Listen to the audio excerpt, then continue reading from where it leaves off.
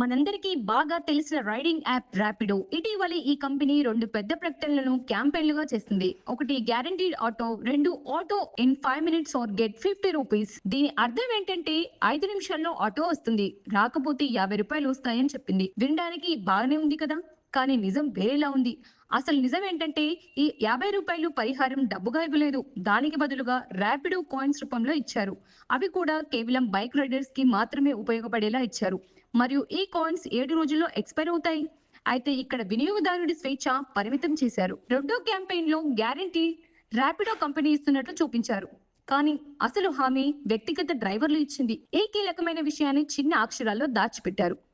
June 2024 నుంచి July 2025 వరకు మొత్తం 1224 కంప్లైంట్లు ర్యాపిడో మీద వచ్చాయి. ఇవి అంతకుముందు వచ్చిన 575 కంప్లైంట్ల కంటే రెండింతలు ఎక్కువ మంది రిఫండ్లు ఇవ్వడం లేదని, టర్మ్స్ అండ్ కండిషన్స్ గజిబిజిగా ఉన్నాయని, నమ్మదగని సర్వీసులు చూపిస్తున్నారు అని కంప్లైంట్ చేశారు.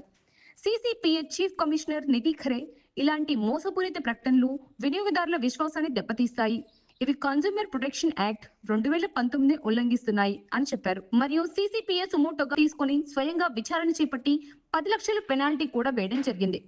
మనమంతా మౌనంగా ఉంటే ఈ మోసపూరిత ప్రకటనలు కొనసాగుతాయి, కానీ ఒక్క ఫిర్యాదు కూడా పెద్ద మార్పుకు కారణమవుతుంది. సరైన మార్గంలో పోరాడితే మన హక్కులు రక్షించబడతాయి.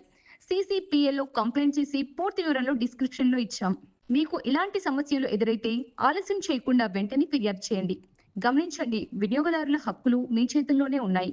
తప్పు కనిపిస్తే ప్రశ్నించండి, కంప్లైంట్ పెట్టండి, మార్పు తీసుకురండి.